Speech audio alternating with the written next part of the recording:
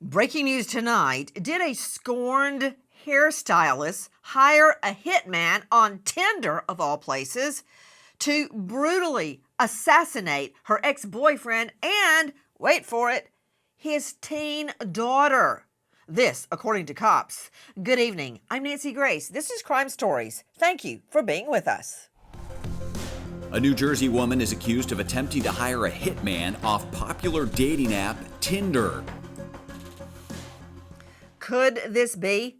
Did the scorned hairstylist want revenge so badly she wanted to assassinate her ex-boyfriend and his teen daughter? How did the teen daughter get roped into this? I've got an all-star panel to make sense of what we know right now. But joining me, in addition to an all-star panel, is a very special guest. This is a man, a former husband, a father, who endured a hit, shot 9 times when his ex-wife wanted to gain control of money that was meant to raise their son. Joining me, Baron Lee, shot 9 times, all ordered by your wife. Now, I've always been amazed, Baron, if I may call you that. I feel like I know you. We've discussed your case. I've talked to you and thought about you so many times since the incident. What went through your mind as you were lying there?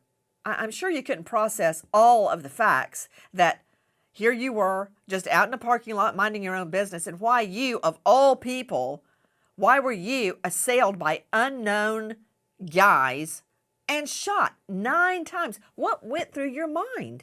I realized I could have died at any moment. And then I was wondering, who actually at the time I knew who was ordering a hit on me. I just didn't know who the shooter was at the time. I mean, you were shot point blank. I will never forget it. All in a bid by your ex-wife to gain control of that money set aside to help raise your son. How has your son reacted to what happened to you, Baron? Well, my son is non-mobile, non-verbal, so fortunately he doesn't have the trauma to deal with like other kids would have had to. So he has no idea what happened. You know what? Thank goodness that this did not weigh on his mind on top of everything else. And that was a considerable amount of money to help raise him, to secure his future, which he is going to need. Why did she do it, Baron? I ask myself that every single day. I just say pure stupidity is what comes down to it. Guys, a guy that lived through a similar hit. But to the case in chief, Baron, don't move. I want your take on this. First of all, take a listen. They were together for approximately a year, and there was clearly problems in the relationship. During the detention hearing, Camden County Assistant Prosecutor David Dietz outlined a screenshot of a text message where Diiorio negotiates the price for the hit. Another text message has the defendant discussing a prior attempt to hire someone to kill her ex. Recorded conversation between Diiorio and the informant was also submitted. That from our friends at CBS News 3. Joining me, as I said, an all-star panel straight out to Rodrigo Terrajon, crime and courts reporter at the Philly Inquirer. Rodrigo, thank you for being with us. How did this whole thing start? It's my understanding that the would-be killer is a scorned hairstylist, and we heard Ellie at the get-go say there were problems in the relationship, but Rodrigo, there are problems in every relationship. My husband, as I like to say, my current husband, and I never had an argument until we had the twins. And then we immediately started arguing about how they would be raised. Practically every decision, what time to go to bed, how many bottles, what should go in the bottle, you name it.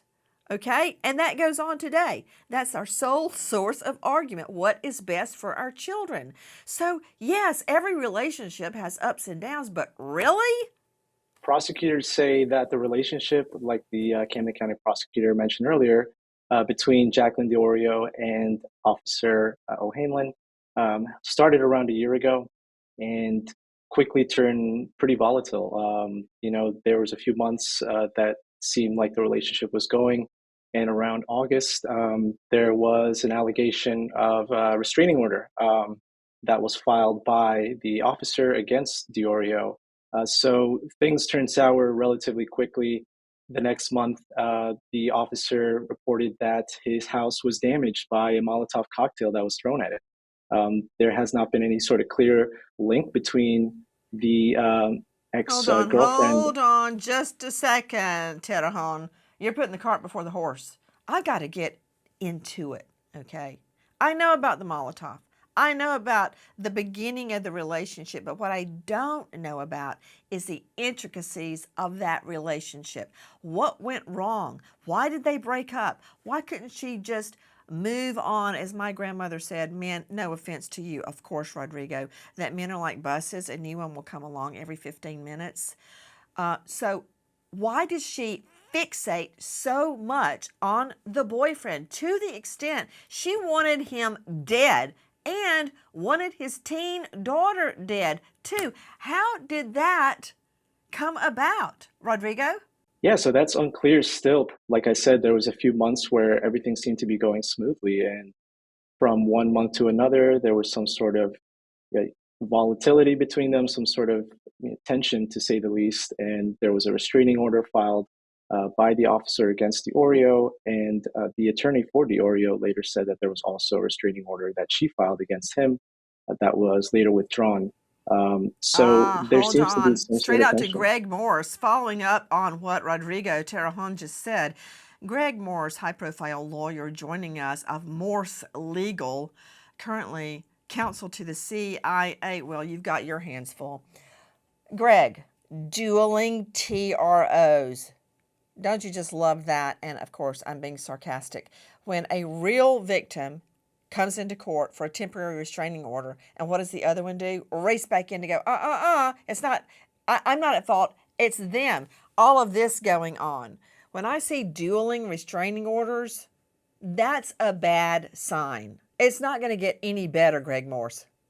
Dueling TROs are a defense lawyer's dream. It means both people are claiming to be victims, both people are claiming to be the abuser. It shows a history of back and forth. So this is a volatile relationship from both folks in this situation. Wait, put him up. My guess is put him up. There is no evidence that the victim was volatile. The victim was a cop, by the way. But that said, he's not the one that ordered a hit, according to police. He's not the one that went on Tinder, a dating site, if you want to call it that. That's a hookup site. That's what that is. But that said, he didn't go on Tinder and pretend he was looking for a date and goes, oh, by the way, can you meet me at Wawa's grocery so I can pay you to shoot my ex? That wasn't him.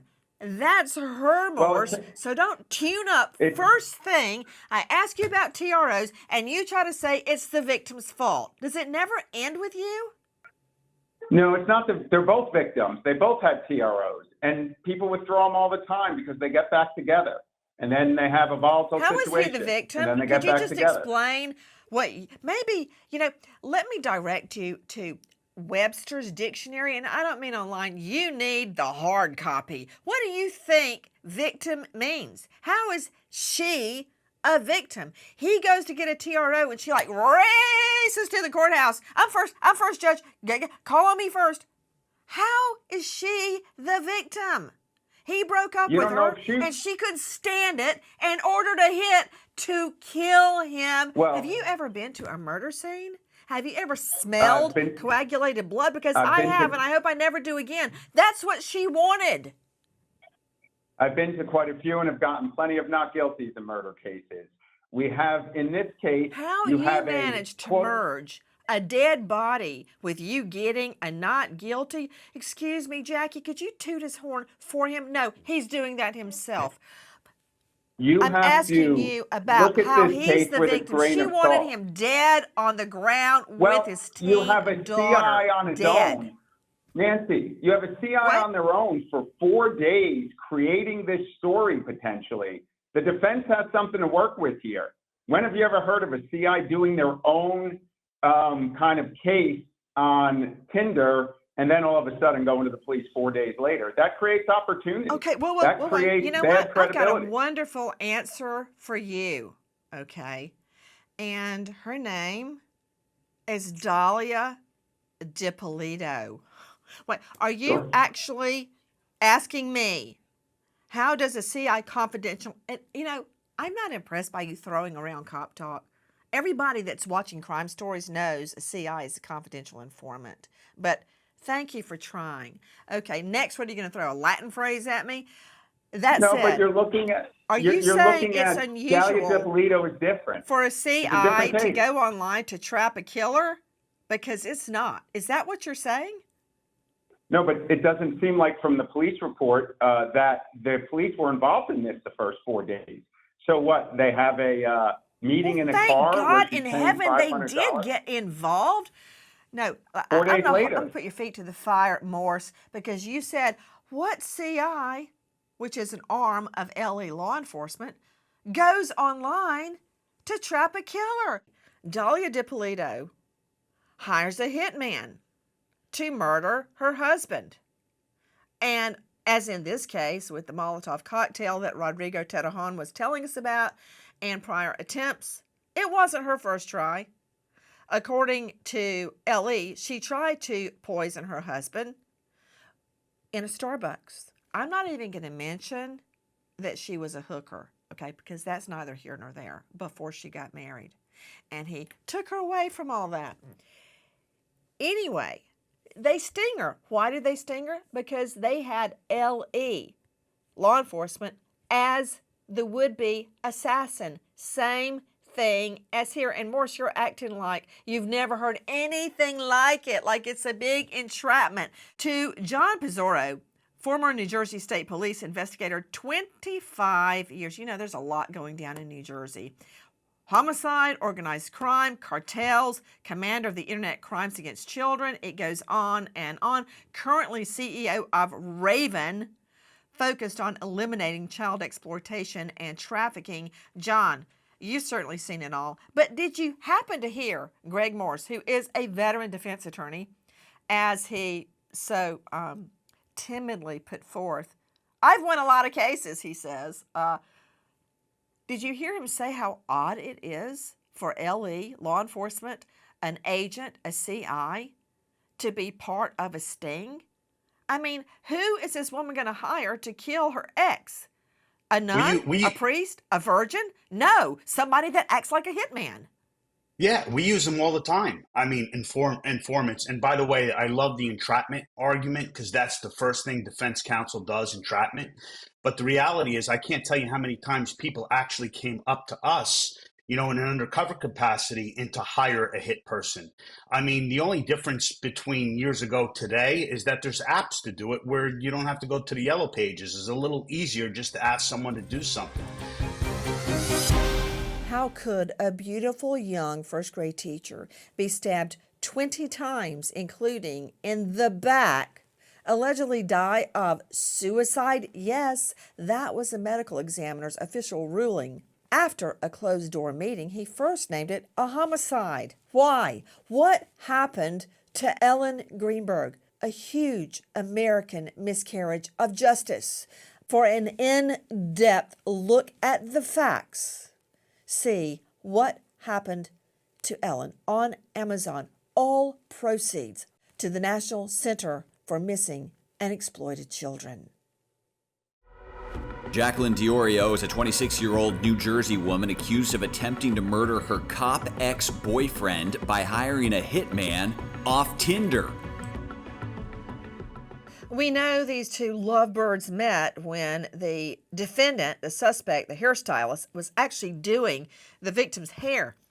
That's how they met. Let's see what more we know. Listen. Jaclyn Diiorio, 26, lives in Runnymede, New Jersey, making her living as a barber. She hits it off with one of her clients, a police officer twice her age. They begin dating. Their relationship lasts just over a year, but not without problems. Problems so bad that Diiorio asked for and got a restraining order put in place. She later dropped the complaint. After the breakup, Diiorio started looking at dating apps, specifically Tinder. A match is made, and Diiorio makes plans to meet her new friend for the first time at a Wawa. They exchange numbers and communicate through text messages and phone calls. Okay, to you, John Pizzoro, former New Jersey State Police, 25 years. Wow. Okay, Pizzoro.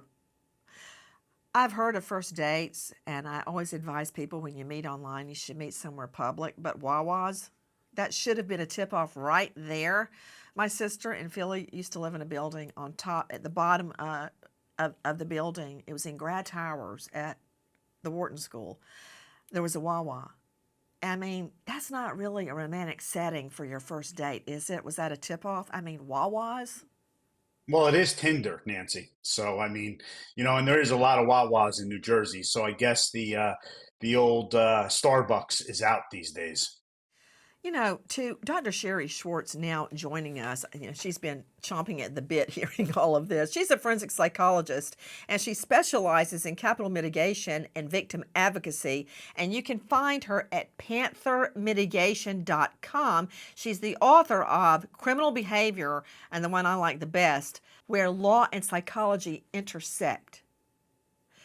Dr. Sherry Schwartz, I mean, this could be a total case study for you because, for instance, what led up, what fueled the hatred in this hairstylist's heart that she wanted not only her boyfriend, for Pete's sake, they're not even married. They don't even have to divide property. They don't have to fight over custody. They don't have to decide who gets the pots and pans and who gets the crock pot.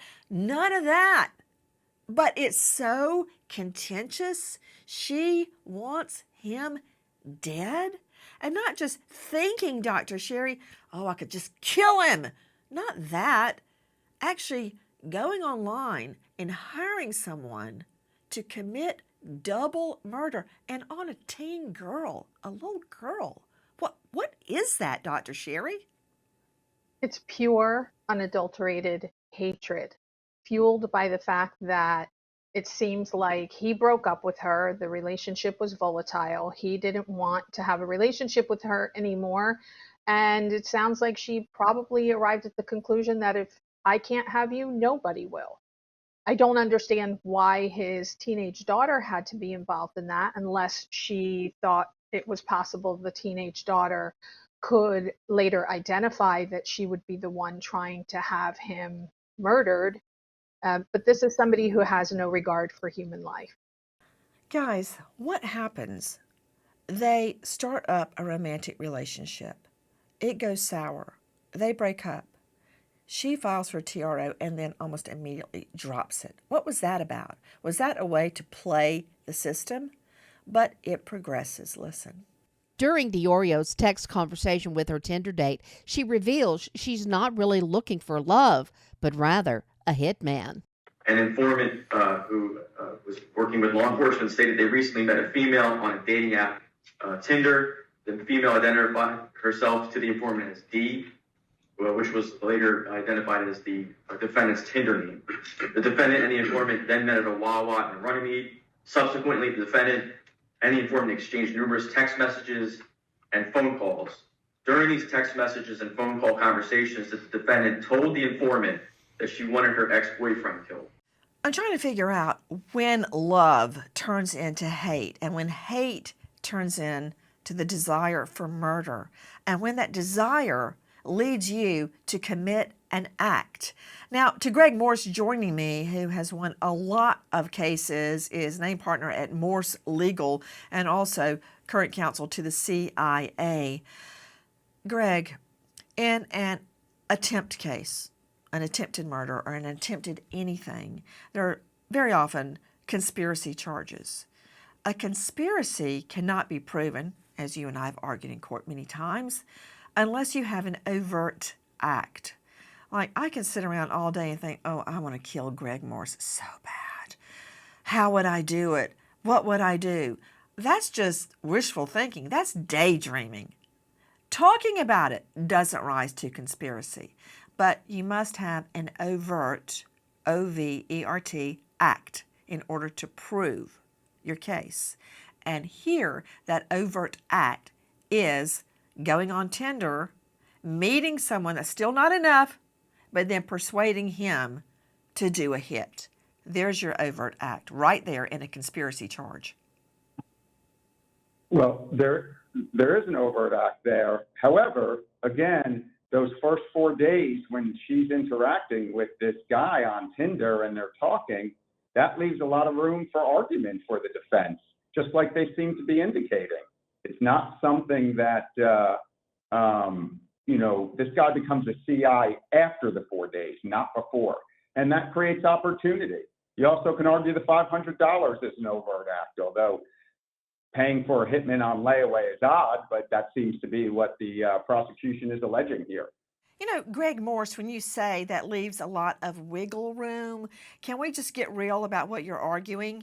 I believe, trying to read the tea leaves of what you just said, that you're trying to argue that it was the informant's idea, that we can somehow claim entrapment. In other words, she would never have come up with a plot to murder her ex and his teen daughter, but for the CI luring her into it. That's what entrapment means. I would never have done this, except the cops planned it, they lured me in, and now they're prosecuting me. I would never have done this on my own. That is what entrapment is. Are you trying to blame the CI, the confidential informant?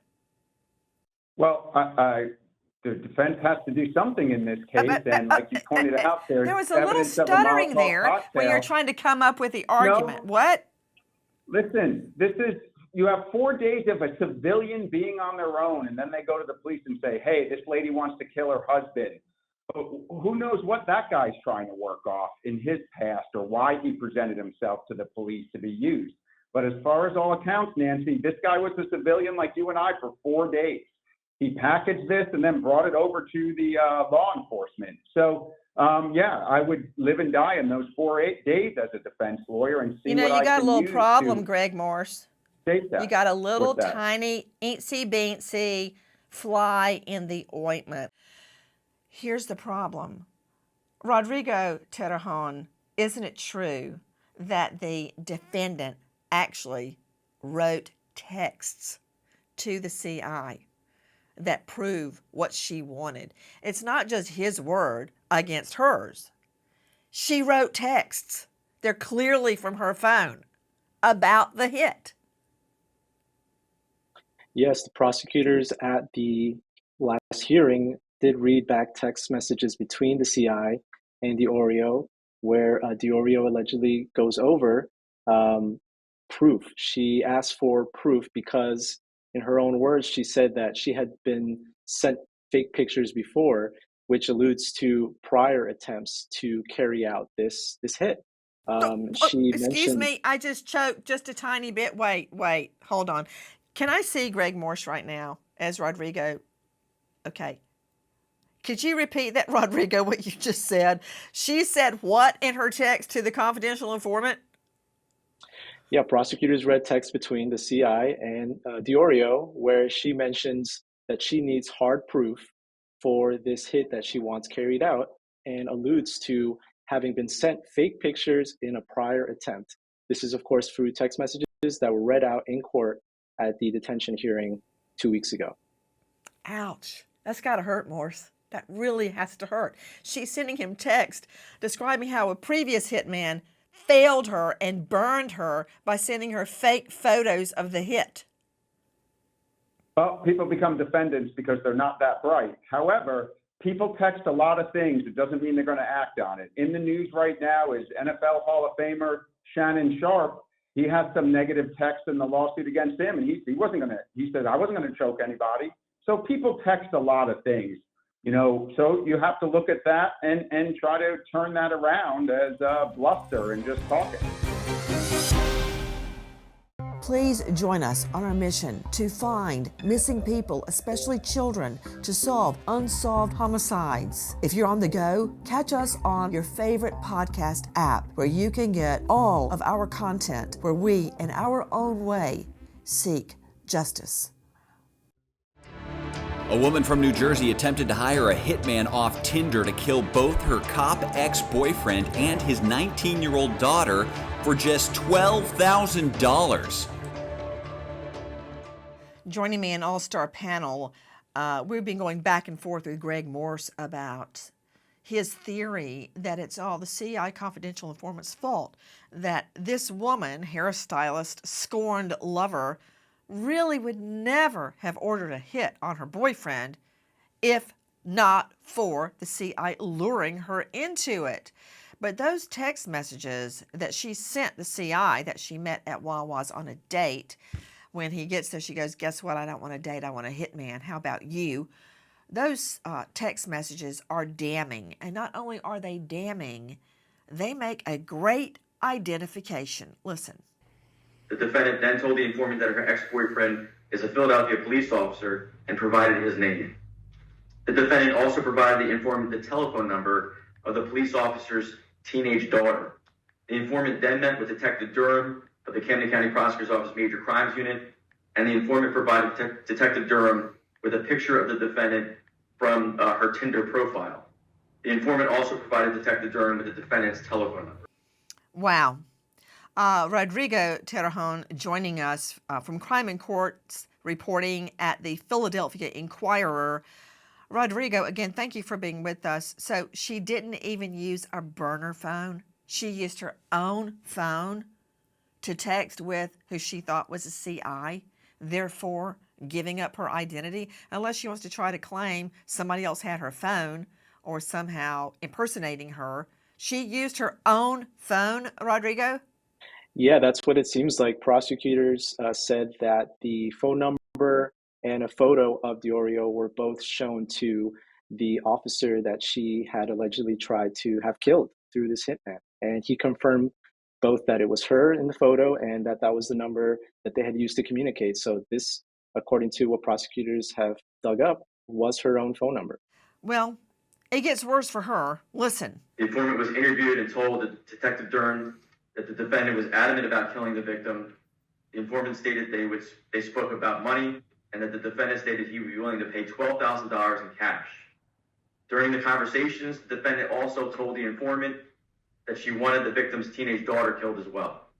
The defendant told the informant she could pay $500 up front and the rest via installments. Dr. Sherry Schwartz joining us, forensic psychologist. Dr. Sherry, the defendant, the hairstylist, the scorned hairstylist, reiterated over and over she was sure she wanted the hit to go down.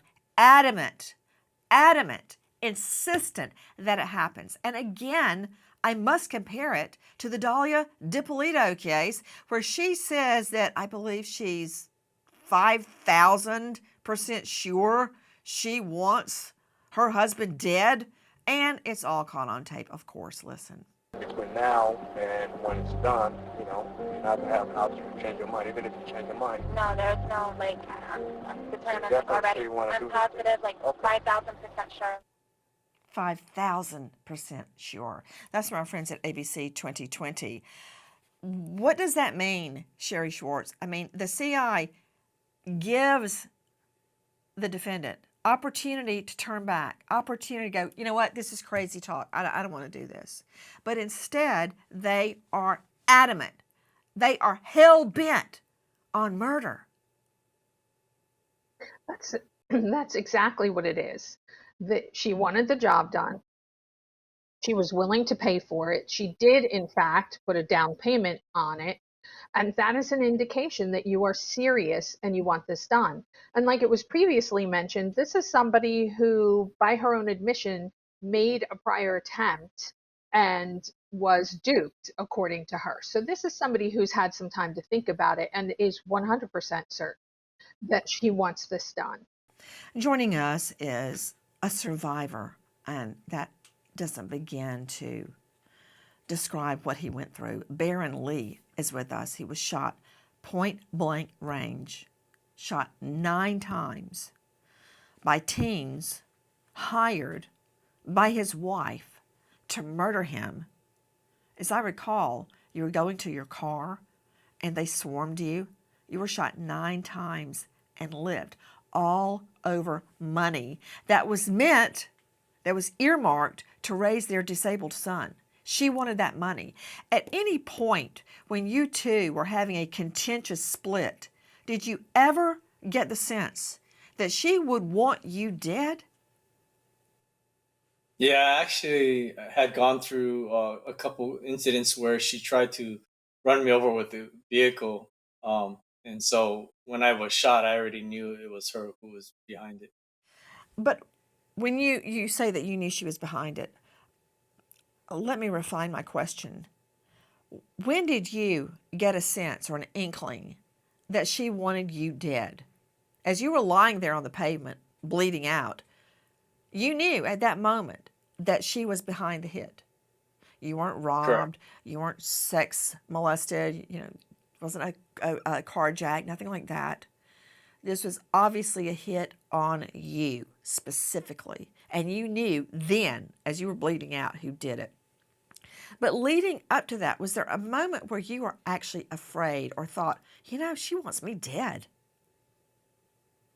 Yeah, I mean, like I said, we had a 5 year, contention of custody with my son, and during that time, she had attempted to run me over twice during child exchanges.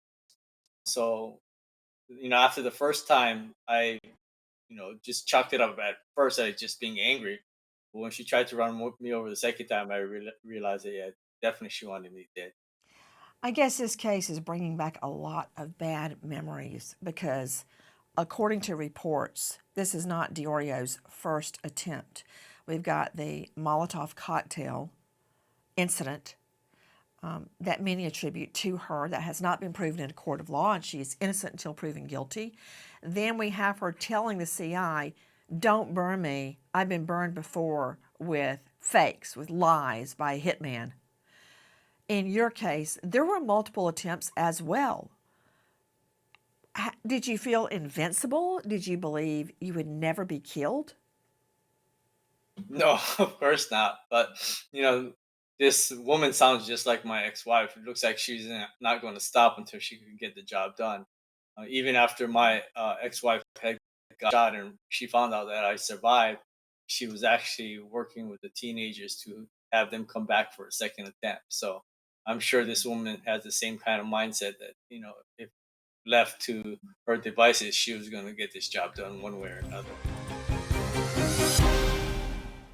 During the recorded conversations, as well as previous conversations with the informant, the defendant discusses her desire to have teenage daughter of her ex-boyfriend killed, then followed by the victim, the ex-boyfriend.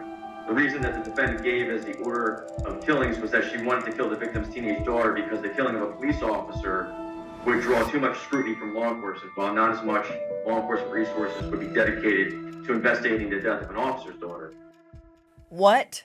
Did I just hear that incorrectly? To Rodrigo Terrejon joining us from Philadelphia Inquirer. Rodrigo, that's why she wanted the teen daughter killed? At first, when I started investigating the case, I thought it's because she was jealous of attention or love given to the teen daughter. It wasn't that at all. This woman might as well be a lizard. Her blood is cold. Explain why she wanted the daughter killed first.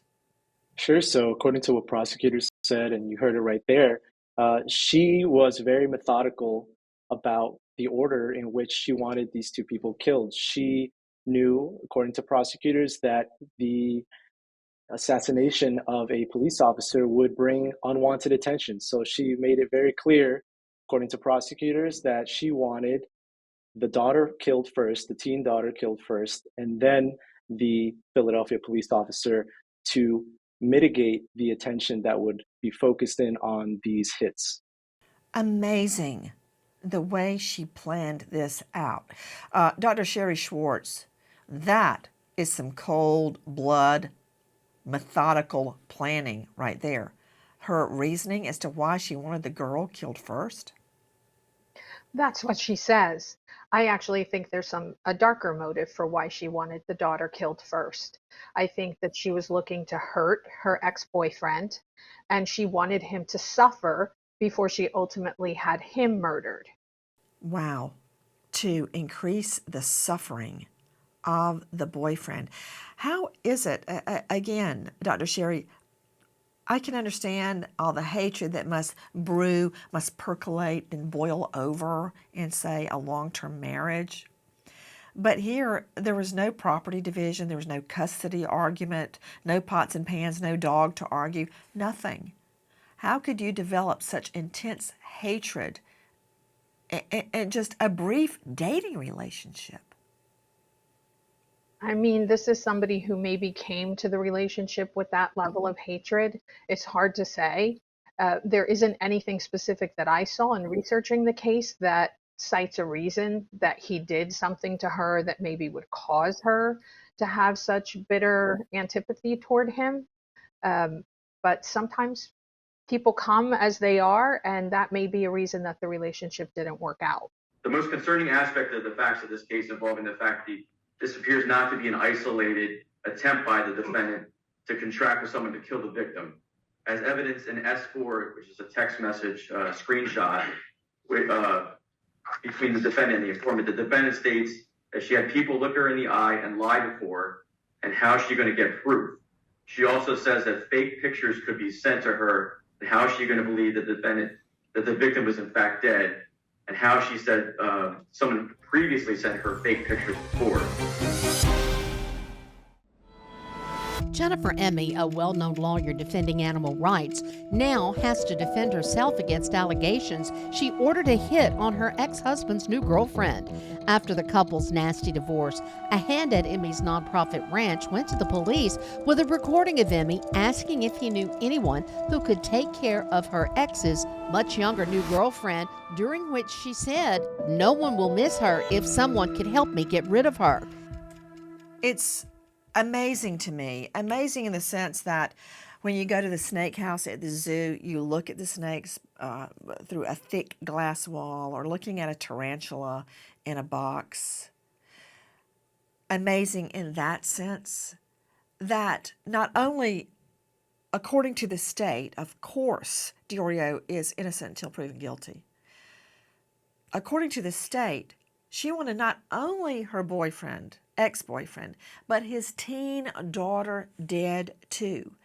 In the case of attorney Jennifer Emmy, she wanted the girlfriend of her ex murdered. That's a whole different psychopathy. And in this case, Greg Morse, you've got both, according to prosecution. Now, a great defense attorney like you may be able to convince the jury, oh, this was all just talk. She didn't mean it. She didn't really want it to happen. But we do have her, according to the prosecutors, handing over a down payment of $500 at Dollar General. She picks the places, right, where you know there's going to be surveillance video. The handover is at Dollar General and Wawa's. They're like Vegas, for Pete's sake. They're covered in security video. I guess you didn't think that part through.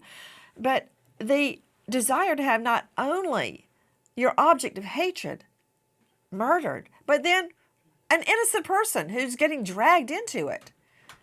I'm sure you could probably argue to a jury it's all just talk. She didn't really want it to happen. She didn't know what she was saying. Don't prosecute her. Don't send her to jail. I can hear it right now.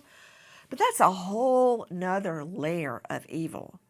You don't just want your hate object dead. You want people around them dead. Well, I think you're right. And what was said before, it was probably to harm the ex-boyfriend to see his daughter killed first, and then, he has to suffer that. But you also, you have a situation here where folks, what they think in their head, it's going to be like when they pull a trigger, or in this case, try to hire someone to kill someone. The reality, though, of that and how that plays out is totally different, as we see in all these cases, whether it's Dipolito, whether it's Diiorio. They're on surveillance cameras. They have phones registered in their name. These are folks that aren't making the smartest choices, right? So, but I also think that doesn't make the victim any less dead, Morse. Well, there's nobody dead here, and maybe it was because she was on the what was it, a lorazepam that was found in her car. She's charged with that also, drug count. So, and she also offered $500 please put him for up. a hit on a person in 2025. You're actually that doesn't trying seem to argue reasonable at all. That the illegal use of drugs is somehow a defense as opposed to an additional felony charge?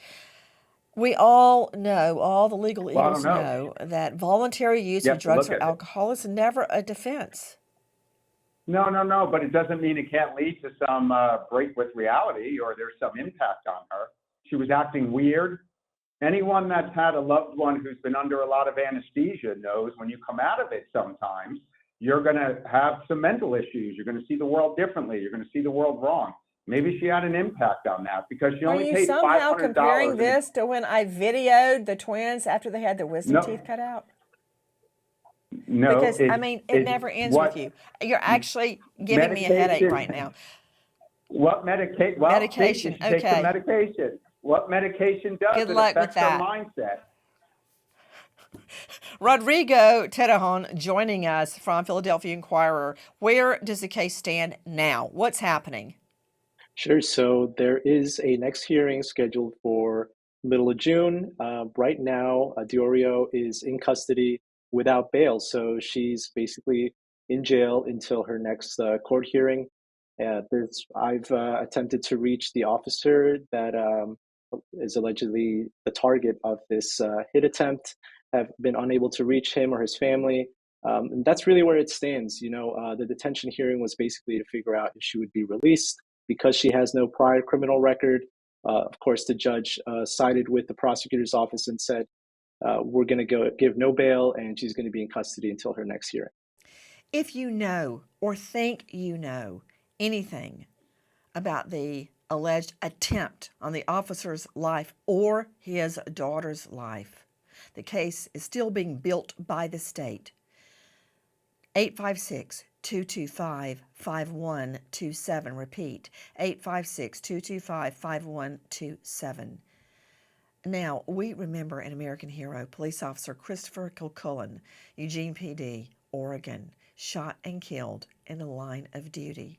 12 years with law enforcement, leaving behind widow Christy, daughters Sydney and Katie Ann.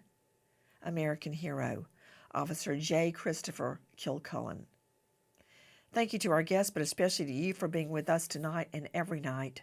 Nancy Gray signing off. I'll see you tomorrow night, 6 and 9 o'clock sharp Eastern, and until then, good night, friend.